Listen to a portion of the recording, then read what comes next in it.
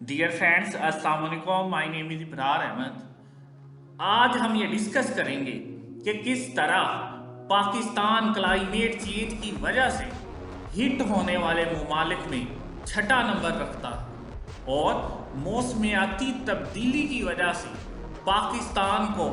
जिन जिन मसाइल का सामना करना पड़ रहा है उनके अंदर खुराक की कमी और पानी की शॉर्टेज और बारिशों का ज़्यादा होना और सैलाब की आमद, जिसकी वजह से हज़ारों अफराद लुक़्माए अजल बन चुके हैं और आबो हवा की तब्दीली के मेन जिम्मेदार चाइना और अमेरिका अब आपस में ताइवान की जंग लड़ रहे हैं, बजाय ये कि वो पाकिस्तान या दूसरे मुतासरा ममालिक को इमदाद या सपोर्ट फराहम करके और क्लाइमेट चेंज की वजह से आने वाली तब्दीली को हल करके इसके लिए इक़दामात करें, लेकिन वो आपस में एक नया महाज खोलने जा रहे हैं। मूसलाधार बारिशों और सैलाब ने मुल्क के बेशतर हिस्सों में तबाही मचा रखी है, क्योंकि 900 से ज़ायद अफराद अपनी जानें गंवा चुके हैं और तकरीबन 50,000 के करीब लोग बेघर हो चुके हैं। हज़ारों लोग जिनके घर बह गए हैं अब अपने सैलाब ज़दा देहातों और कस्बों से दूर खैमों में रह रहे हैं। National disaster management authority NDMA के मुताबिक गुज़िश्ता 48 घंटों के दौरान सैलाब से मुतल्लिका वाक़यात में 126 अफराद हलाक हुए हैं और अफसोस की बात यह है कि इनमें सबसे ज़्यादा मुतासरीन में ख़वातीन और बच्चे शामिल हैं। सबसे ज़्यादा तबाही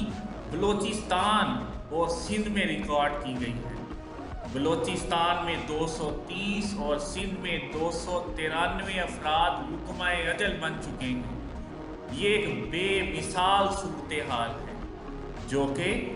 मुल्क के पसमानदा तबकात को ज़्यादा नुकसान उठाने की तरफ लेके जा रही है।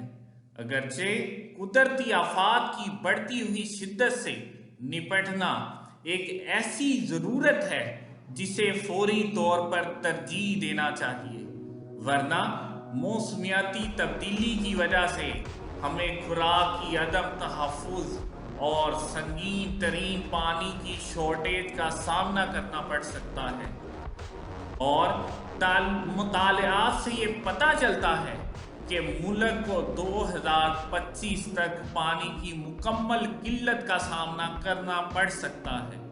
और कम ज़री पैदावार की बढ़ती हुई तादाद के बाद ग़िज़ाई अदम तहफ़्फ़ुज़ में भी इजाफ़ा हो सकता है। पाकिस्तान को गुज़िश्ता 2 दहाइयों के दौरान मौसमियाती तब्दीलियों की वजह से इस तरह के 152 वाक़यात को फेस करना पड़ा और